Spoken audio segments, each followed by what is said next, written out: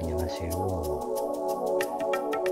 오늘 공부하실 내용은 비부명리의 신살론 비결 합과 형충파의 장에서 마지막인 햇살, 그래서 햇살을 공부를 해 보시자고요.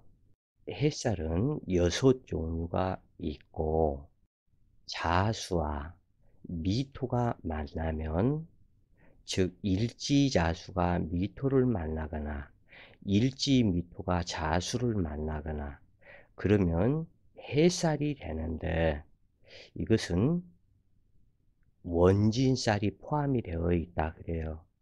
그래서 이것을 원진해살이라 하는데, 이 원진살도 더 강해지고 해살도 더 강해진다 그래요.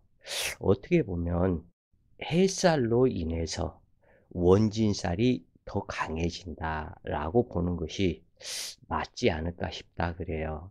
그리고 일지축토가 오화를 만나면 축오 원진 귀문 해살이 되는데, 귀문살과 원진살과 그리고 탕화살 그리고 해살이 되기 때문에 상당히 강하다.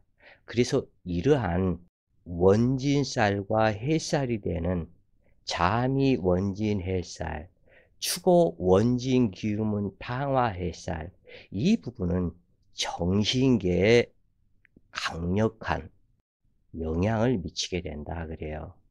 그 다음에 인사, 내 일지 임목이거나 일지가 사화였을 때에 임목을 만나거나 일지 임목이 사화를 만났을 때, 이것은 인사 형살도 들어가고 그 다음에 해살도 작용을 하기 때문에 형해살이다, 이렇게 볼 수 있는데, 인사 형살에는 화기가 극대화되어서 나타나는 현상이다. 그 다음 묘진 햇살과 유술 햇살은 좀 작지 않냐.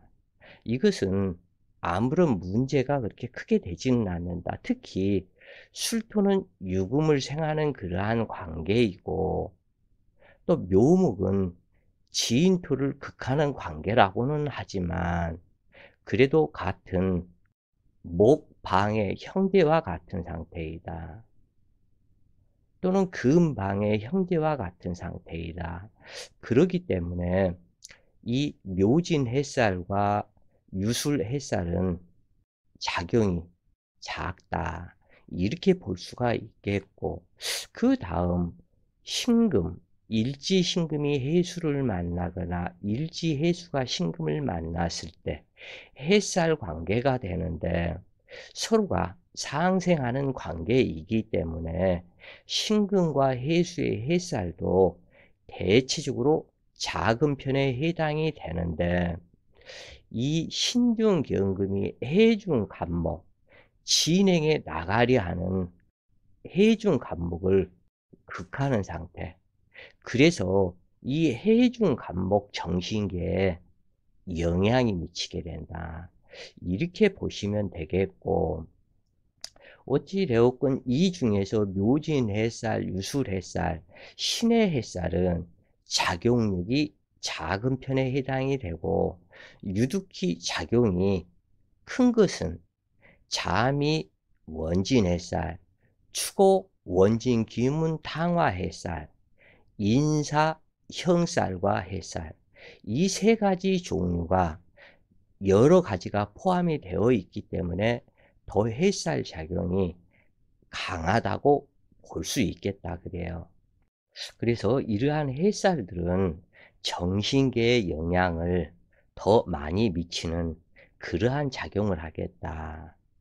그래서 묘진 햇살과 유술 햇살, 신의 햇살은 순수한 햇살 작용만 하는 경우로 명식에 유력한 화기 작용이나 수기 작용이 있다면 큰 문제는 발생하지 않는다. 햇살이란 지지 육합을 깨트리는 것을 해살이라 하는데, 없어야 할 방해물이 중간에 끼어 이간질하거나 몰입배처럼 투소로서 쌍방의 합을 방해하고 피해를 주는 것으로 육합에 상충되는 지지가 해살이다. 그래서 이 해살은 육친 관계에서 문제가 더 많이 나타나기 때문에 육친지해다. 이렇게 얘기를 하고, 또 하나는 이 해살을 육해살이다. 그래서 이렇게 얘기한다고 그래요. 그래서 이 해살에서는 보면은 부부합을, 육합인 부부합을 못하도록 깨는 작용이 해살 작용이기 때문에, 그래서 이것을 육친지해다. 이렇게 얘기를 했고, 자축합을 보면은 충미충으로 미토가 방해하고, 그러니까 자축합을 충미충으로 미토가 자축합을 못하도록 방해를 하고 있다 그래요. 그래서 축자합을 오자충으로 방해하며, 해인합을 해사충으로 방해하며, 묘술합을 진술충으로 방해하며, 유진합을 술진충으로 방해하고, 신사합을 해사충으로 육합을 방해하는 작용이 해살작용이라 그래요. 그래서 은혜 중에 해를 생한다는 뜻으로 가까운 사람과의 질투, 암의 공경, 투쟁, 소송 등의 일이 발생하게 되는데, 특히 명식의 육합이 시신작용을 할 때 해살 운이 들어와 육합을 깨뜨릴 때 피해작용으로 나타난다. 해살작용은 형살과 충살, 그리고 파살보다는 그 작용력이 약하지만 육친간에는 강하게 작용하여 육친지혜 또는 육해살이라고 하기도 하는데, 앞서 말한 대로 형제, 동료, 친인척 간에 무정하고 서로 방해작용을 하는 것으로 보면 되는데, 그리고 부부간이나 자식간 또는 육친간에도 해살작용이 나타나게 되는데, 육친궁에서도 적용을 하고, 그 다음에 내 사주 원국의 십신, 이 부분에서도 작용을 한다고 보면 되겠다 그래요. 그리고 내 일지에서 가령 내 일지가 오화인데 소띠를 만났다거나, 또는 이 소띠 일주를 만난다거나, 그러면은 괜히 주는 것 없이 밉고 서로가, 상대방이 나를 해할 수도 있다. 이러한 부분. 그래서 이 해한다, 육해다 하는 그것은 관제, 구설, 시비, 풍파, 재난 등등, 또는 질병, 이런 것까지 6가지 해로운 일이 발생이 된다. 그래서 그것을 육해살이다 라고 얘기를 하는데, 인간관계에서, 그러니까 사람들 만나는 인연들의 그 관계에서 유심히 살펴볼 필요가 있는데, 이 부분에서는, 즉 다시 말을 한다면, 나는 토끼 일주로 을묘일주나 정묘일주인데, 그러니까 진토연에 태어난 사람이거나 아니면 진토일주, 이 부분에서 뭔지 모르게 그 정이 안 붙는, 미워하기에도 그렇고 좋아하기에도 그렇고, 그러한 그 정이 안 가는 그러한 사람들을 만나는 경우가 많은데, 그런데 이것이 그렇지가 않다 그래요. 이렇게 명리에서 봤을 때는 그럴듯하지만, 실질적으로 만나면, 예를 들어서 일지미토가 이 자수, 일지를 가진 사람을 만나면 상당히 많이 끌린다 그래요.